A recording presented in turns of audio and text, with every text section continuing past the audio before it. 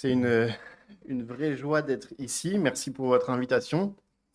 C'est une joie parce que la première fois que j'ai mis les pieds dans cette salle, c'était en 2008 pour une soirée d'évangélisation. Et, euh, et c'est dans cette église, au Triolo, que j'ai grandi, que j'ai appris à connaître Dieu, que j'ai appris à me mettre à son service.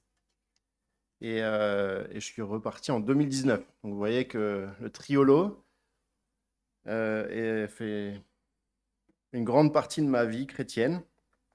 Et donc, c'est une joie d'être ici et de revoir certains qui sont encore là. Et j'en ai connu certains tout petits, mais je balancerai pas les dossiers, je vous rassure. Euh, donc, je m'appelle Benjamin, j'ai 36 ans. Je suis marié avec Aude depuis quelques mois. L'été dernier, on s'est mariés. En 2019, j'ai commencé un parcours à l'Institut biblique de Genève pendant 4 ans, avec des stages en Alsace et à Reims, des stages dans le domaine de la jeunesse et dans le domaine de l'implantation d'églises. Et me voilà, nous voilà, du coup, de retour à Lille. Euh, j'ai deux mi-temps cette année, un mi-temps avec une association qui a été citée tout à l'heure, qui s'appelle Énergie Lille. Et on peut mettre le premier PowerPoint pour présenter Énergie. Ouais. Euh, Vas-y, tu peux déjà passer la suivante. Donc, Énergie, c'est qui? C'est quatre églises, dont celle du Triolo, qui se sont investies, mobilisées, assemblées pour travailler dans le domaine de la jeunesse. Pareil, il y a déjà plus de 10 ans que ces quatre églises ont décidé de se rassembler pour faire des groupes de jeunes depuis l'âge de la primaire jusqu'au lycée, de faire des week-ends, de faire même une colonie de vacances. Tu peux passer. Vas-y, encore. Voilà. Donc, c'est des rencontres pour la jeunesse, avec des activités adaptées pour chaque tranche d'âge. Donc, je l'ai dit, du primaire jusqu'au lycée pour le moment, avec des valeurs chrétiennes qui sont transmises et une volonté principale, celle de présenter l'évangile aux enfants et aux jeunes. Tu peux passer encore. Il y a trois grands groupes qui existent. Le groupe Kids, pour l'âge de la primaire. Eux, ils se rassemblent 5 fois dans l'année. Il y a la prochaine d'ailleurs, c'est dimanche prochain. Et il y a 2 week-ends dans l'année, plus 3 rencontres des après-midi et des journées. Ensuite, il y a le groupe PEPS qui se rassemble ici. C'est un samedi ou 2 samedis par mois.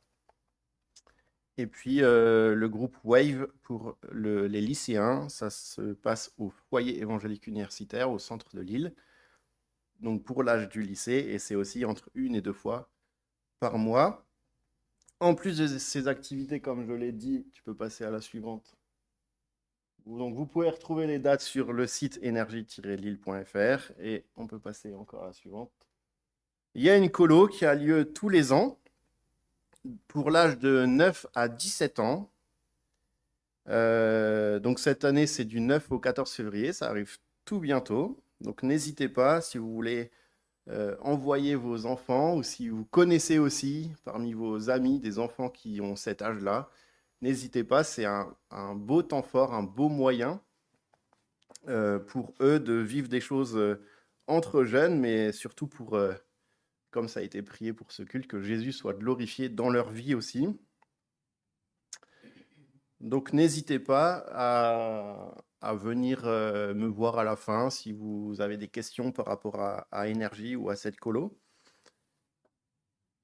L'occasion aussi de faire une petite page de publicité. Il manque quelques cuisiniers pour cette colo, donc s'il y en a qui ont l'âme de serviteur, qui n'ont pas peur de couper d'éplucher des carottes toute la matinée et de nettoyer les toilettes où sont passés 50 jeunes, bah, n'hésitez pas à venir me voir. Ça donne envie, mais ça vaut le coup. Non, mais c'est pour la blague, mais n'hésitez pas si vous dites, ben tiens, j'ai une semaine là et je sais pas quoi en faire, ben ça vaut le coup. Et puis voilà, du coup, moi, mon ministère pour Énergie, depuis la rentrée, donc c'est la première fois qu'Énergie a un temps partiel pour s'occuper de l'association. Jusqu'ici, c'était que des bénévoles. Donc là, pour l'instant, il y a encore beaucoup de bénévoles aussi. On en a certains qui ont aidé en cuisine au week-end dernier parmi vous. Et puis, donc mon ministère, tu peux passer la diapo d'après.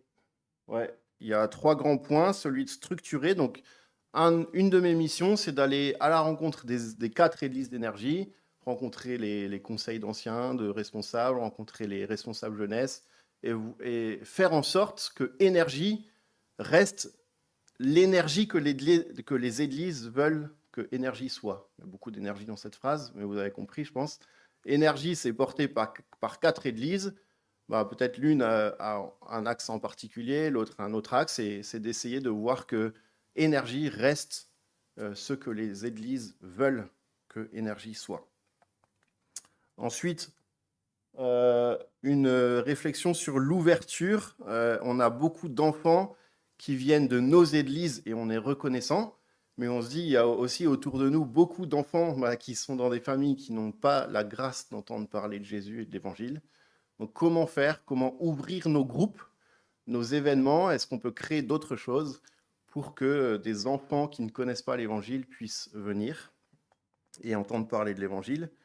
Et le troisième point, c'est celui de réfléchir aussi un peu plus hors de l'île. On a des églises dans nos unions qui sont autour de nous, dans la région Nord-Pas-de-Calais. La plupart ont très peu de jeunes. J'ai visité pas mal d'églises depuis 4 mois et beaucoup me disent, en fait, on a un lycéen, 2 lycéens, 3 collégiens. Et du coup, c'est dur pour eux de faire des groupes réguliers, des groupes vivants. Et certains se disent, on aimerait bien que de temps en temps, il y ait des événements où on peut un peu tous se rassembler pour qu'au moins nos 2 lycéens qui galèrent un peu à 2 dans leur église puissent vivre quelque chose avec d'autres jeunes chrétiens. Et d'ailleurs, le 15 mars, pour les collégiens et les lycéens, ici, au Triolo, il y aura une après-midi de 14h à 18h. Il y aura bientôt un fly, il a été terminé hier, donc il sera bientôt envoyé. Donc n'hésitez pas, pareil, à venir si vous avez cet âge-là, ou si vous êtes parents de collégiens, de lycéens, à les faire venir ici, le 15 mars de 14h à 18h, pour une après-midi avec des jeux et avec un temps de réflexion sur la liberté et les choix à faire dans la vie. Voilà un peu pour la présentation. On va passer au moment tant attendu d'ouvrir la parole. Et vous avez commencé ici au Triolo une série d'études sur Marc. Et je vous propose d'ouvrir dans vos Bibles Marc au chapitre 8, à partir du verset 34. On peut passer au deuxième PowerPoint. Et le temps que vous ouvriez vos Bibles, j'aimerais vous poser la question si vous connaissez le point commun entre l'humoriste Paul Mirabel, le champion de tennis Dominic Thiem et Jésus de Nazareth. Alors, peut-être tous ne connaissent même pas Paul Mirabel ou Dominic Thiem, mais ils ont tous les trois parlé d'investissement. D'investir dans quelque chose pour obtenir autre chose. Chacun à leur manière. Donc, Paul Mirabel, étant un humoriste, en a parlé avec humour. En 2024, donc l'an passé, il a présenté les Césars, qui est une cérémonie de remise de prix dans le monde du cinéma.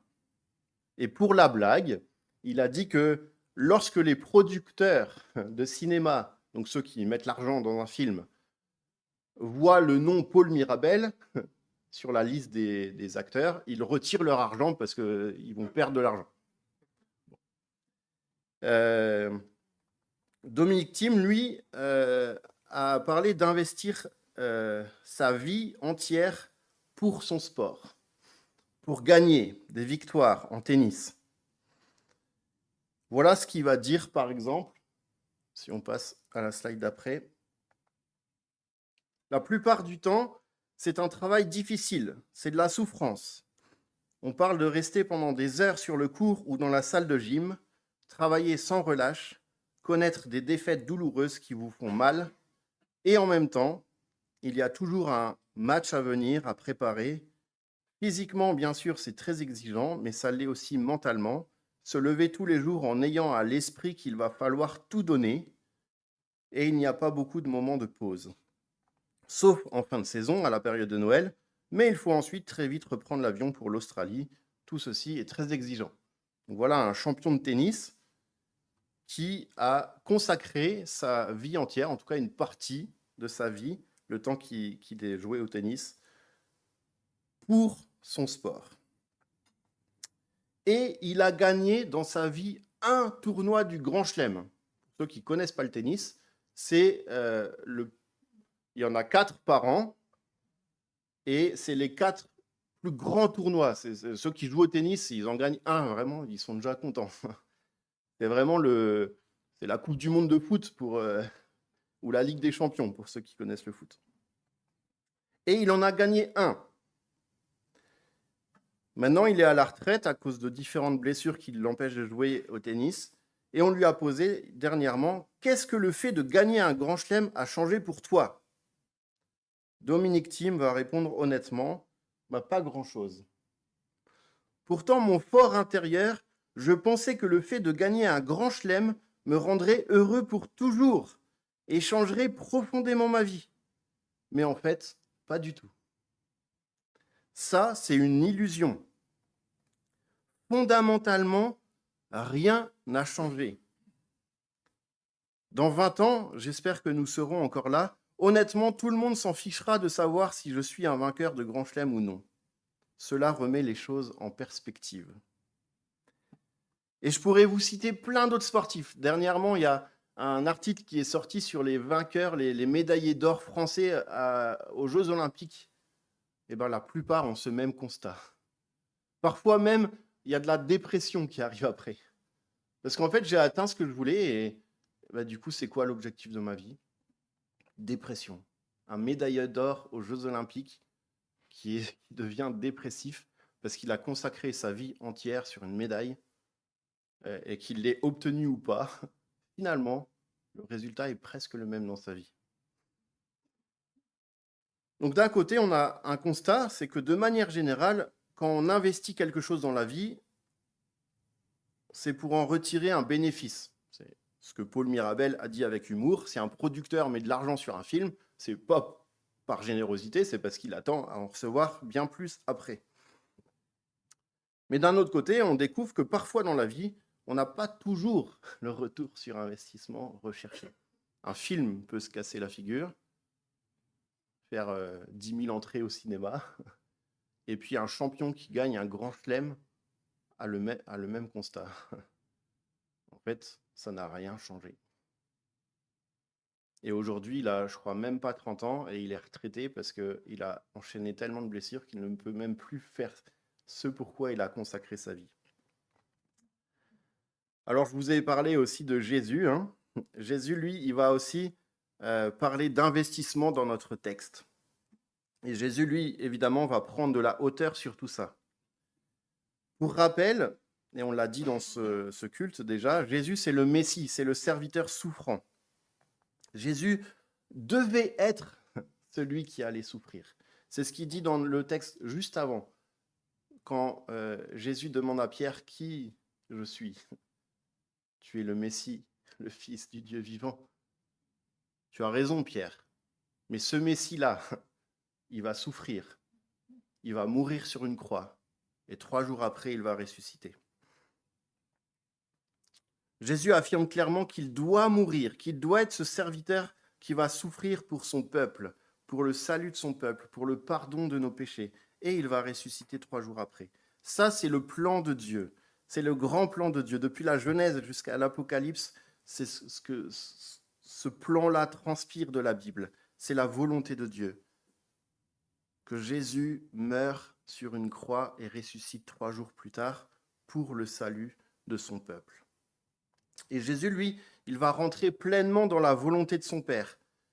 Lui, il va littéralement porter une croix pour y mourir dessus, ressuscité 3 jours après. Jésus, lui, il a investi sa vie dans le plan de son Père.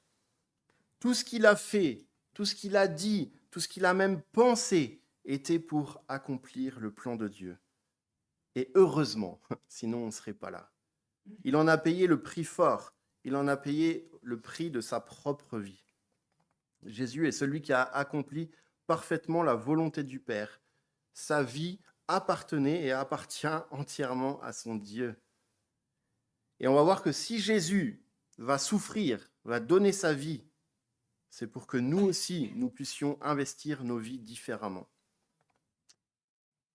On peut passer à la slide d'après. Et la question qu'on peut se poser aujourd'hui, c'est dans quoi tu investis ta vie? On peut encore passer à celle d'après et encore après. Encore après. Ah non, tu peux revenir à celle d'avant. Est-ce que quelqu'un veut bien lire Marc 8, verset 34, jusque le verset 1 du chapitre 9, s'il vous plaît? Puis il appela la foule avec ses disciples et leur dit, « Si quelqu'un veut être mon disciple, qu'il renonce à lui-même, qu'il se charge de sa croix et qu'il me suive. En effet, celui qui voudra sauver sa vie la perdra, mais celui qui la perdra à cause de moi et de la bonne nouvelle la sauvera. Et que servira-t-il à un homme de gagner le monde entier s'il perd son âme ? Que donnera un homme en échange de son âme ? En effet, celui qui aura honte de moi et de mes paroles au milieu de cette génération adultère et pécheresse, le Fils de l'homme aura aussi honte de lui quand il viendra dans la gloire de son Père avec les saints anges. Il leur dit encore, je vous le dis en vérité, quelques-uns de ceux qui sont ici ne mourront pas avant d'avoir vu le royaume de Dieu venir avec puissance. » Merci. Donc on va voir dans une première partie que si on investit en Jésus, ça veut dire qu'on doit renoncer à notre propre vie. Investir en Jésus, c'est renoncer à sa vie. Marc 8, 34. Puis il appela la foule avec ses disciples et il leur dit, « Si quelqu'un veut être mon disciple, qu'il renonce à lui-même, qu'il se charge de sa croix et qu'il me suive. » Ce qui est intéressant, c'est que ce passage est au milieu de 2 autres passages où Jésus va faire une révélation particulière à ses disciples actuels, peut-être même à un tout petit groupe. Juste avant, j'en ai parlé, qui dites-vous qui je suis? Pierre dit, je suis, tu es le Messie. Oui, c'est vrai, révélation à ses apôtres. Juste après, il en prend 3, et c'est la transfiguration. Jésus manifeste sa gloire devant 3 de ses apôtres. Et au milieu de ça, de ces révélations particulières, il appelle la foule.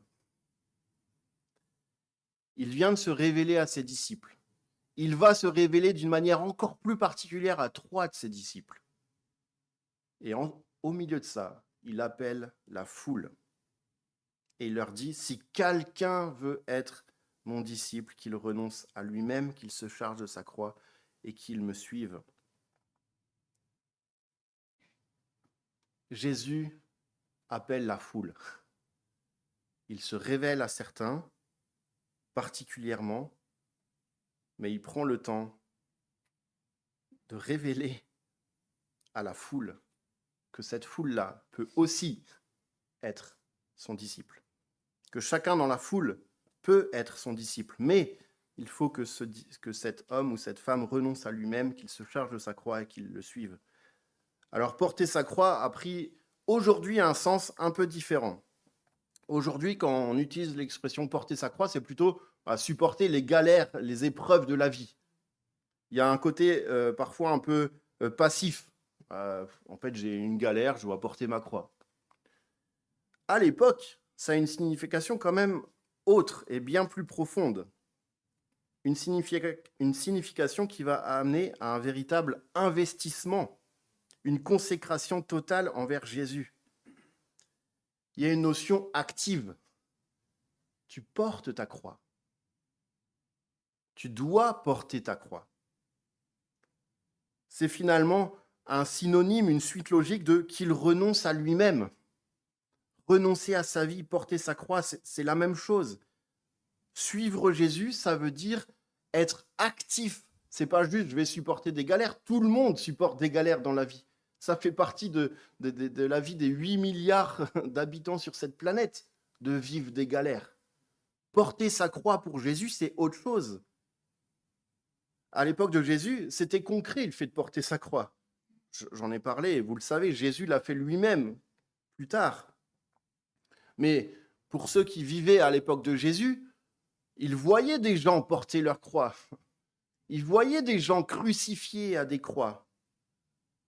La souffrance de porter des bouts de bois énormes sur son épaule, qui a amené la souffrance inévitable de souffrir pendant des heures, voire pendant des jours, sur une croix.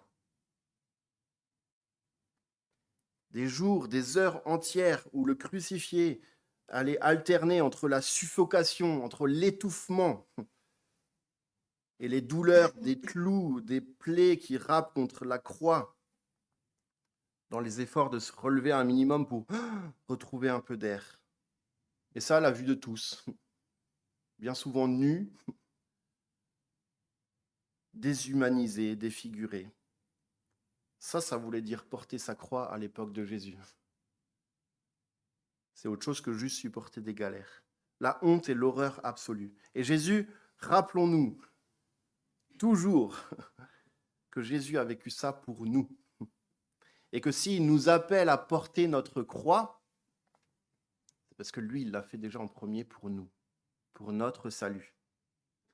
Jésus a vécu la honte et l'horreur absolue pour que nous connaissions, nous, la joie et l'honneur d'être des enfants de Dieu, n'est-ce pas ? Porter sa croix dans la bouche de Jésus, c'est donc bien plus que supporter les problèmes de la vie, petits ou grands. Porter sa croix, c'est mourir à soi-même, c'est renoncer à soi-même. Donc lorsque Jésus nous appelle à le suivre, et c'est là le point le plus important de cette première partie, c'est qu'il nous appelle à changer de maître, à changer d'allégeance, à changer de manière de vivre. Ce n'est plus moi qui vis, c'est Christ qui vit en moi, s'écrit Paul aux Galates. C'est plus moi qui vis, c'est Christ qui vit en moi.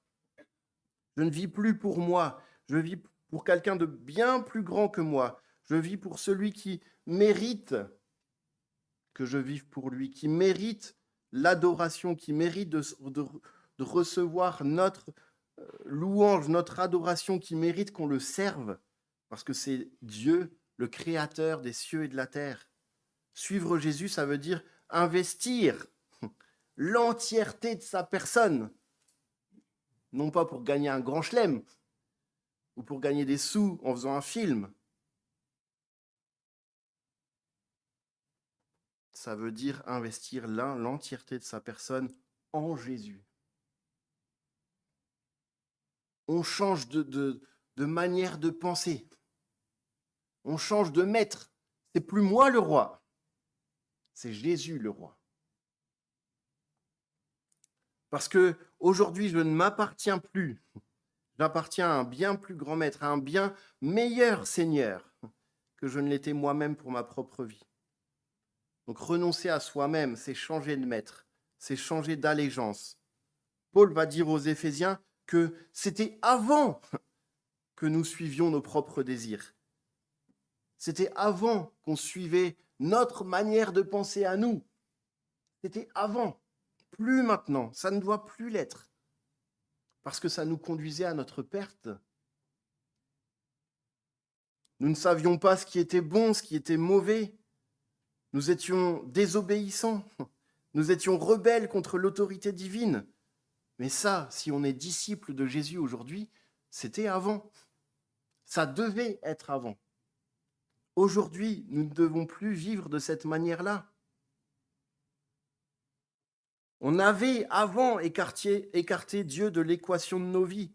On avait, comme Adam et Ève et l'humanité à leur suite, chacun d'entre nous, on vivait notre vie à notre sauce. Chacun faisait ce qui lui semblait bon. Mais ça tournait mal. Et aujourd'hui, ça ne doit plus être le cas. Jésus nous appelle à autre chose. Si je veux être disciple de Jésus, je dois admettre que c'est lui qui a raison dans ma vie, dans nos vies, que c'est lui qui a toute autorité dans la moindre petite parcelle de ma vie, parce qu'il est le chemin, la vérité et la vie. Renoncer à soi-même, ça veut dire qu'on ne s'appartient plus à nous-mêmes. On appartient à Jésus-Christ. Parfois, on peut dire un peu à la légère, ou même dans notre manière de présenter l'Évangile, on pourrait avoir la tendance de dire que être chrétien, ça va nous rendre la vie plus facile. Pas toujours.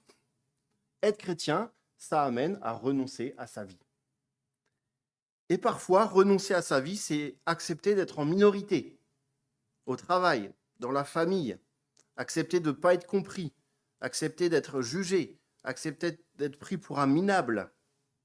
Suivre Jésus, parfois, c'est subir de la part des autres de la souffrance parce que nous suivons Jésus. Et pour cela, il faut être prêt à renoncer à soi-même.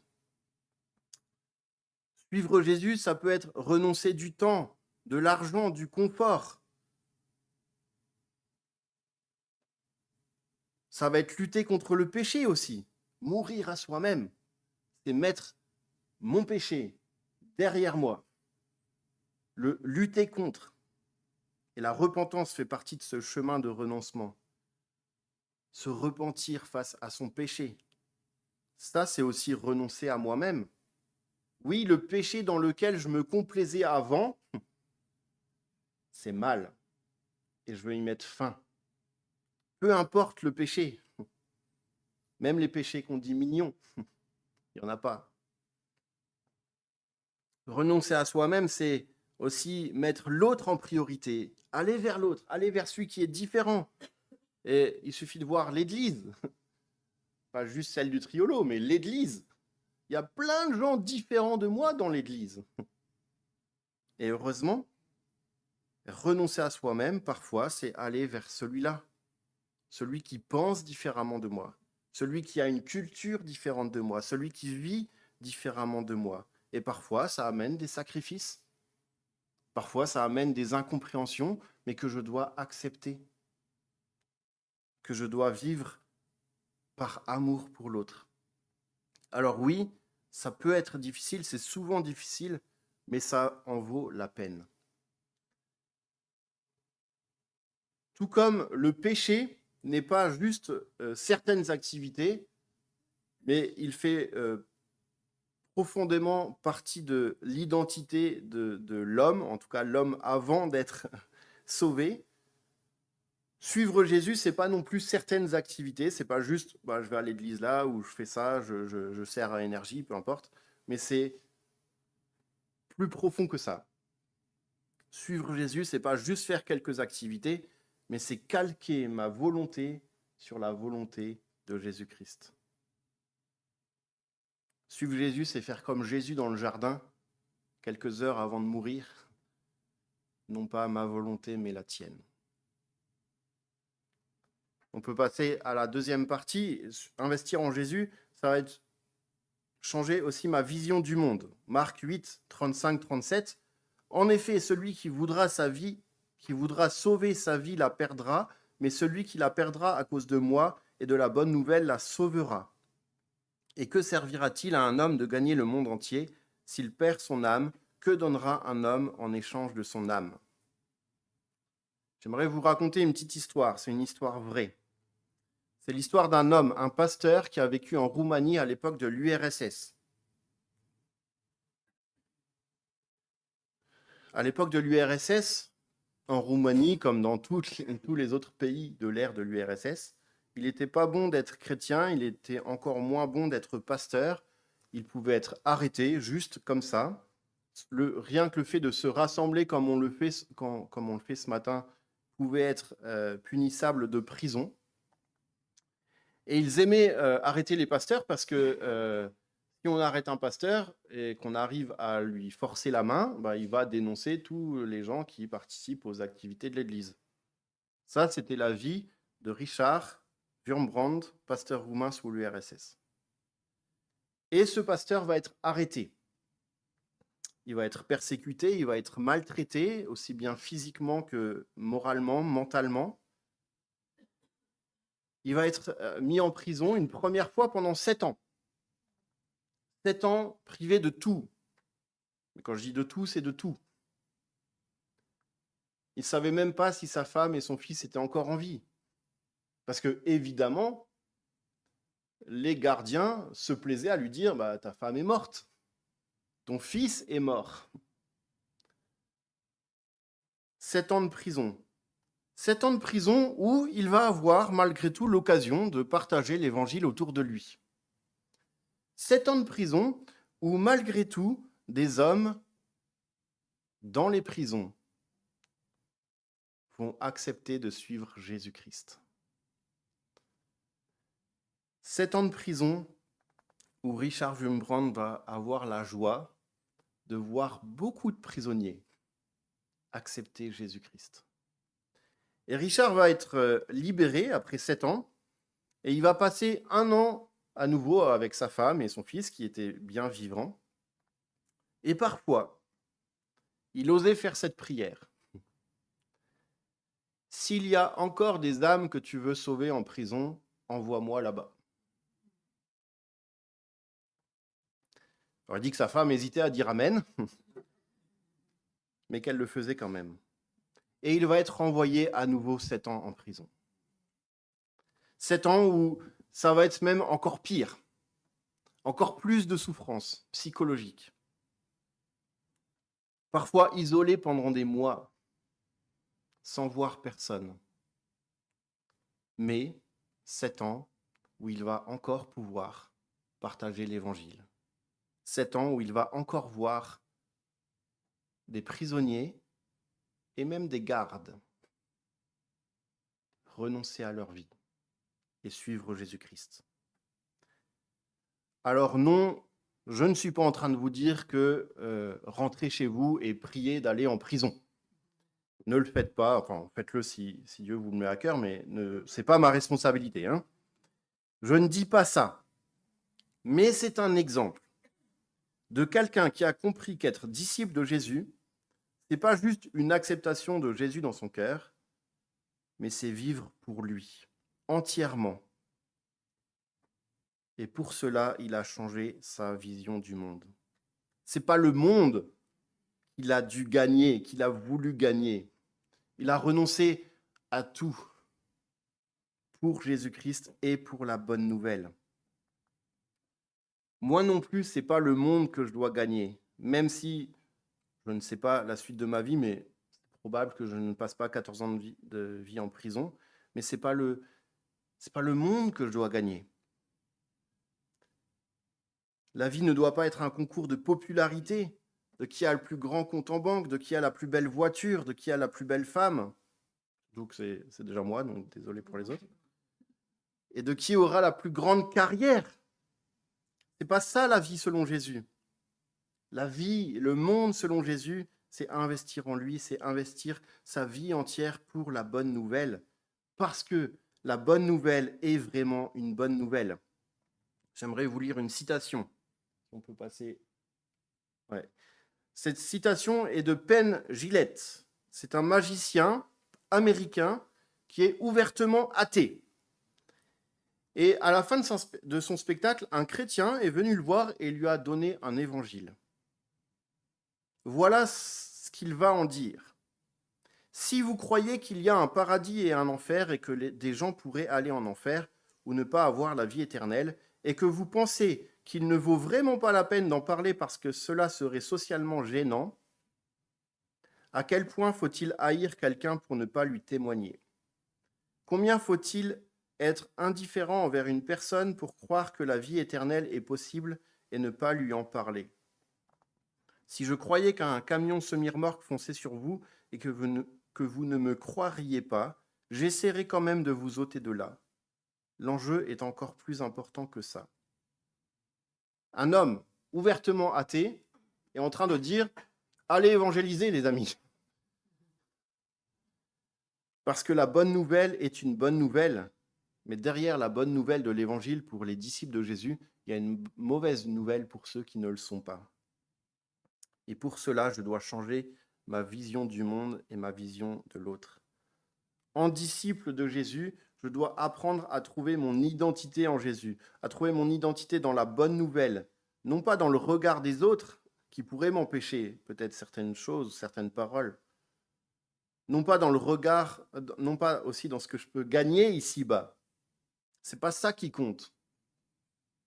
À la fin, on finit tous au même endroit, avec la même chose. Enfin, avec rien, du coup. Je dois avoir une juste vision des possessions matérielles, des expériences relationnelles, du confort personnel, pour ne pas les voir comme des dieux, pour ne pas y investir ma vie, pour ne pas faire de ces choses ce que je recherche à tout prix. Et je dois avoir une juste vision de Dieu, de qui je suis et de qui sont les autres, pour investir ma vie dans ce qui compte vraiment. Je dois chercher à ce que ma nouvelle identité de chrétien conduise mes choix de vie. Je dois chercher à ce que ma nouvelle identité de chrétien, de disciple de Jésus, conduise chacun de mes choix de vie. Et investir en Jésus aussi, c'est comprendre que je ne dois pas gagner le paradis. Je ne peux pas gagner la vie éternelle. On ne peut rien donner en échange de notre âme, ni notre réputation, ni nos likes sur Insta, ni nos carrières, ni notre famille, aussi belle soit-elle, ni rien. Steve Jobs est parti de rien, il a commencé son entreprise en vendant sa voiture.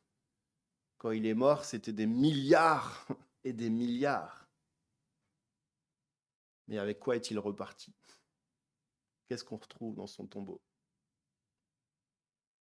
On ne peut rien donner en échange de notre âme. Mais Jésus, lui, l'a fait. Il a donné sa vie en échange du salut de nos âmes. Je ne dois rien gagner car Jésus a tout accompli. Il a tout accompli, il a tout donné à la croix. Et parce qu'il a tout donné pour ma vie, qu'est-ce que je suis prêt à lui donner en retour ?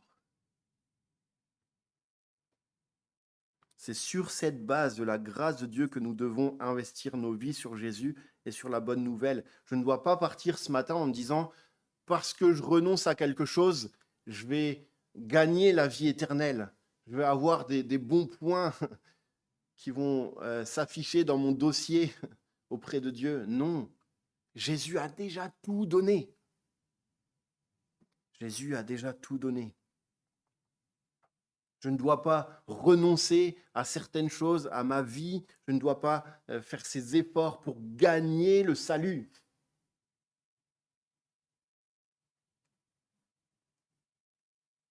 Je dois le faire pour Dieu et par la force de Dieu. On va passer à la dernière partie. Investir en Jésus, c'est miser sur l'éternité. En effet, celui qui aura honte de moi et de mes paroles au milieu de cette génération adultère et pécheresse, le Fils de l'homme aura aussi honte de lui quand il viendra dans la gloire de son Père avec les saints anges. Il leur dit encore, je vous le dis en vérité, quelques-uns de ceux qui sont ici ne mourront pas avant d'avoir vu le royaume de Dieu venir avec puissance. On vient de le voir, Jésus nous offre un salut qui est juste énorme. C'est le salut de nos vies, de nos âmes. Ça a une importance capitale, n'est-ce pas ? Il n'est pas en train de nous sauver d'une petite galère, d'un petit souci de la vie quotidienne. Il nous sauve de la mort. Et ce salut a un impact éternel. Si tu investis sur Jésus, tu en auras une récompense éternelle. Hier, je suis retombé, entre guillemets par hasard, sur une courte vidéo de Gladiator, le premier, donc qui est un vieux film. Et c'est au début du film, il va y avoir une grosse bataille. Les Romains contre les barbares allemands. Désolé s'il y a des Allemands dans la salle. Le général Maximus, le héros du film, va motiver ses troupes. Et il a du talent pour le faire, de l'éloquence. Et il va dire, avant une bataille, avant de dire à ces soldats, vous allez vous friter contre d'autres soldats, vous allez en tuer, et peut-être vous allez vous aussi mourir. Ce que vous faites a un impact éternel. Ce que vous faites dans votre vie a un impact éternel. Voilà la motivation du soldat, du général, Maximus, avant une bataille. Bon, je vous dis, c'est intéressant quand même qu'un général romain dise ça. Malheureusement, c'est avant une grosse bataille où ils vont se mettre dessus. Nous aussi, et Jésus aussi, nous dit que ce qu'on fait ici-bas a un impact éternel. Heureusement, notre manière de gérer notre vie ici-bas n'est pas la même que celle des soldats ou du général romain. On n'est pas appelé à se mettre sur les autres, à se friter avec d'autres, mais ce qu'on vit ici-bas a un impact éternel. Si tu investis ta vie sur Jésus, tu en auras une récompense éternelle, celle d'une vie éternelle, auprès de Jésus. Parce que si ceux qui ont honte de Jésus et de ses paroles ne participeront pas à la gloire du Père, ça veut dire que ceux qui auront renoncé à leur vie pour Jésus, ceux qui auront accepté avec foi le salut de Jésus-Christ, ceux-là verront la gloire de Dieu jusque dans l'éternité. Dans le prophète Jérémie, il se passe quelque chose de troublant, même de choquant. Observons un peu deux séquences de versets. Jérémie 6,10 dit « À qui parler et qui prendra témoin pour qu'on m'écoute ?» Donc c'est Dieu qui parle. Leur oreille est vraiment incirconcise. Ils sont incapables d'être attentifs. La parole de l'Éternel est vraiment pour eux synonyme de honte. Ils n'y trouvent aucun plaisir. Ils ont honte de la parole de l'Éternel. Ça fait des petits échos à notre texte. Et Jérémie 6,15 « Ils devraient être couverts de honte parce qu'ils ont commis des horreurs, mais ils ne rougissent même pas, ils ne connaissent même pas la honte. C'est pourquoi ils tomberont avec ceux qui tombent, ils trébucheront lorsque j'interviendrai contre eux. » Ils ont honte de ce qu'ils ne devraient pas et ils n'ont pas honte de ce qu'ils devraient. Ils ont honte de la parole de Dieu et ils n'ont pas honte de leurs actions honteuses. À l'époque de Jérémie, des siècles avant l'époque de Jésus, qu'est-ce qu'on voit ? C'est que dans toute génération, les générations ont été perverses et adultères, ont été contre Dieu. Des horreurs sont commises à l'époque de Jérémie, à l'époque de Jésus, encore à notre époque. Des horreurs sont commises.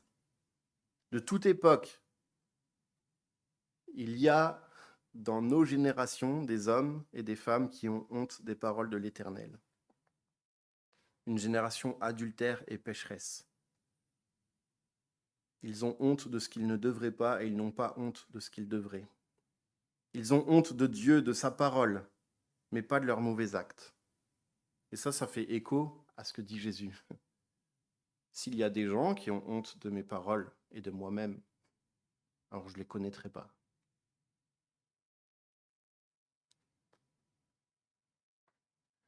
On n'est pas ici en train de dire, Jésus n'est pas ici en train de dire, bon, ok, une fois de temps en temps, j'ai eu peur de témoigner au travail. Non, c'est pas ça qu'il dit. Même si ce texte nous encourage à être témoins coûte que coûte, à ne pas avoir honte de Jésus autour de nous. Mais il nous met aussi en garde contre le fait de nous associer à cette génération adultère et perverse, à ne pas prendre position en faveur de Jésus et de ses paroles. Parce que ces hommes n'ont pas juste eu, une fois de temps en temps, peur de dire quelque chose à leurs collègues ou à leur famille, ou à leurs amis, à leurs voisins, mais ils ont véritablement honte de Jésus-Christ. Vous savez, un peu comme un adolescent qui lève les yeux au ciel lorsque son père dit quelque chose. Là, cette génération adultère et perverse fait la même chose lorsque ils entendent parler de Jésus, lorsqu'ils entendent ce qu'a dit Jésus, l'appel de Jésus. C'est la même chose. Ils lèvent les yeux au ciel. Ils ont honte. Nous devons connaître les paroles de Jésus. Nous devons nous y associer. Nous devons faire de ces enseignements notre manière de penser.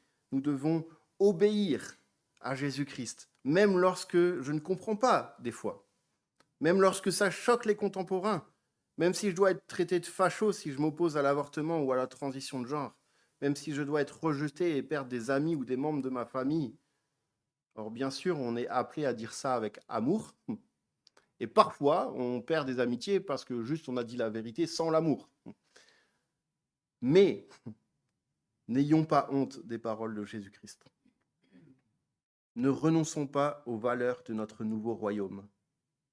Nous ne devons pas sacrifier la juste vision du monde selon Dieu parce que ça serait trop dur ou que nous pourrions perdre beaucoup, parce que Jésus a tout donné pour nous. Jésus a payé le prix fort pour nous. Jésus nous a tout donné, une vie nouvelle, une vie en abondance. Est-ce que ce matin, je suis convaincu de ça? Est-ce que même j'y crois à ça?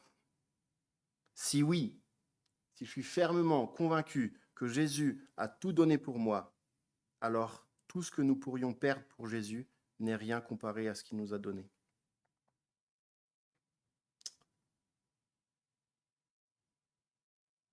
Le point principal de notre troisième partie, c'est quand même que grâce à cette certitude du salut de Jésus, on peut investir notre vie sur Jésus et sur la bonne nouvelle, et que nous n'avons rien à craindre, parce que personne ne peut nous séparer de l'amour de Dieu.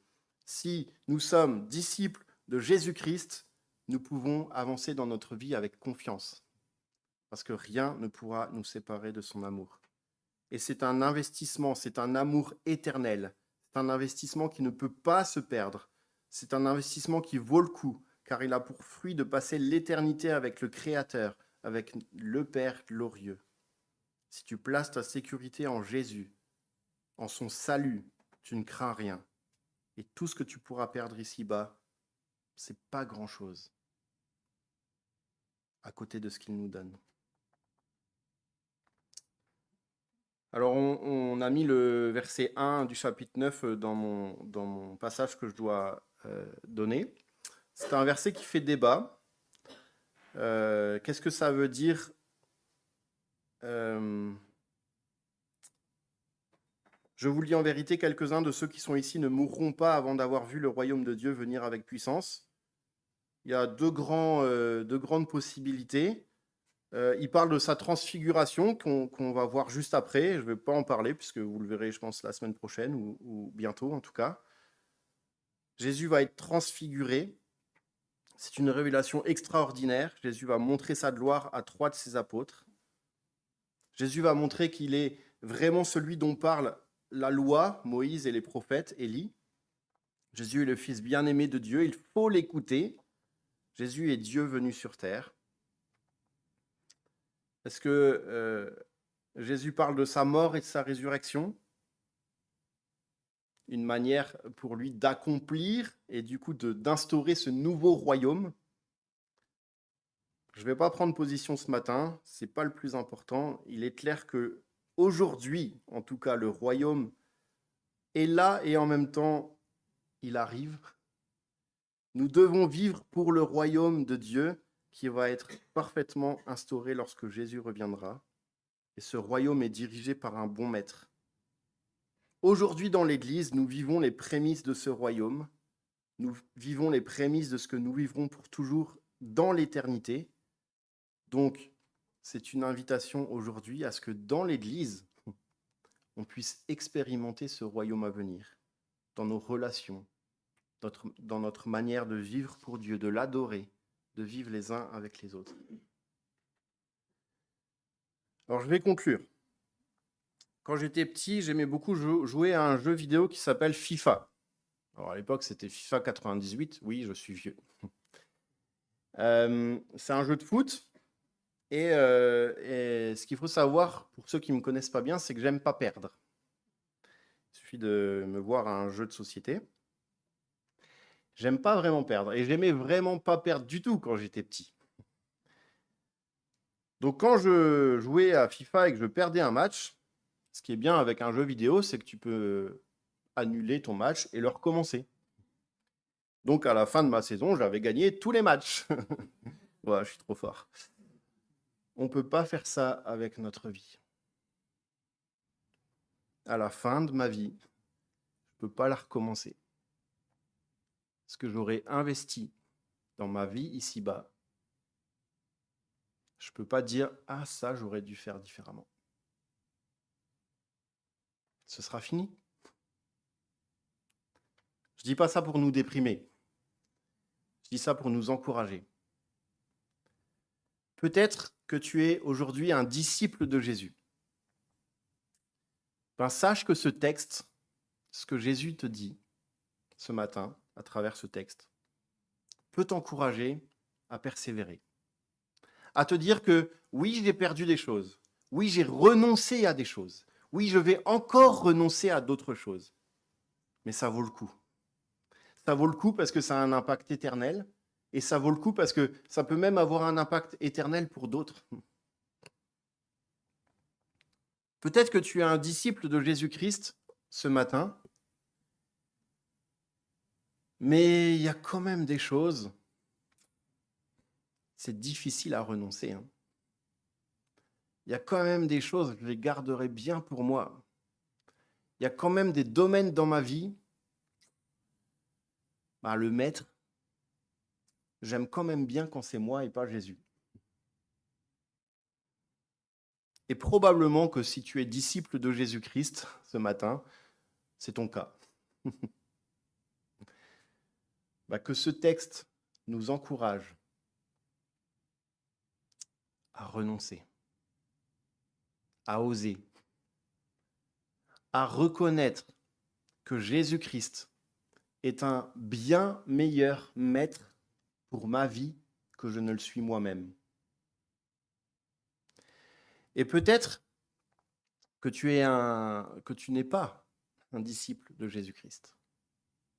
Peut-être que tu n'es pas un disciple de Jésus-Christ, mais que tu as entendu ça depuis que tu es tout petit. N'attends pas. N'attends pas. Jésus vaut le coup. Même si ça demande à renoncer profondément à sa vie. C'est pour trouver une vie bien meilleure auprès de Jésus. N'attends pas. Ne te dis pas, ce sera pour demain. Parce qu'à force de dire ce sera pour demain,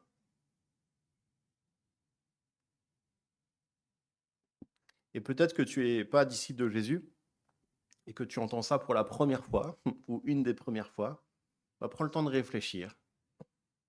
Prends le temps de creuser. Prends le temps d'aller poser des questions à des gens autour de toi. Prends le temps d'aller voir des gens que tu sais que c'est des disciples de Jésus et leur poser la question, mais pourquoi toi tu as choisi? Pourquoi toi tu as osé passer le pas? Relis ce passage. Relis l'entièreté de l'évangile de Marc. Découvre qui est ce Jésus extraordinaire. Et n'attends pas. N'attends pas demain pour faire tout ça. Je vais prier. Seigneur Jésus, nous sommes tellement reconnaissants parce que tu as donné ta vie pour nous. Tu es mort à la croix, tu l'as porté cette croix. Tu as été vu, tu as été à la vue de tous, défiguré, maltraité. On s'est moqué de toi. On t'a craché dessus. On t'a fouetté. Tu as accepté de le faire parce que c'était le plan du Père. Tu as accepté de le faire parce que le Père nous aime tellement qu'il a voulu t'envoyer sur cette croix pour notre salut, pour le pardon de nos péchés. Or, merci. Et je veux d'abord vraiment te remercier pour cette réalité. Ce n'est pas une fable. Ce n'est pas une histoire qui a duré, qui était il y a 2000 ans et ça n'a plus d'impact aujourd'hui. C'est une vérité pour nos vies.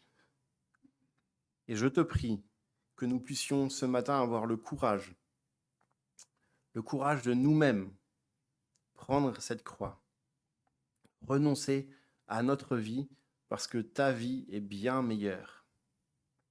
Parce que la vie que tu nous proposes est bien plus belle, même si elle amènera des souffrances. Parce que c'est une vie en communion avec toi, en relation avec toi. Merci parce que tu nous offres ce cadeau.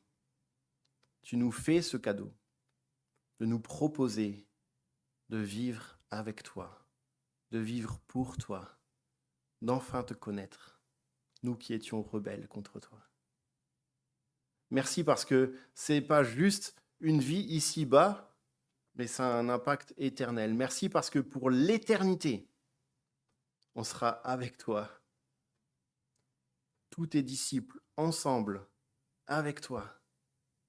Et même si des fois je ne me rends pas trop compte et j'ai du mal à voir comment ce sera concrètement, mais je veux tellement me réjouir et je veux qu'ensemble nous puissions nous réjouir de ce que la vie éternelle nous est proposée, de ce qu'aujourd'hui déjà on peut vivre des petits aperçus de cette vie éternelle dans l'Église. Merci pour cette Église du Triolo. Je te demande de lui faire du bien, de la faire grandir en toi. Merci pour tous ceux qui sont présents ici ce matin. Et je te prie que nous puissions apprendre jour après jour et nous apprendre les uns aux autres à vivre en disciples. Amen.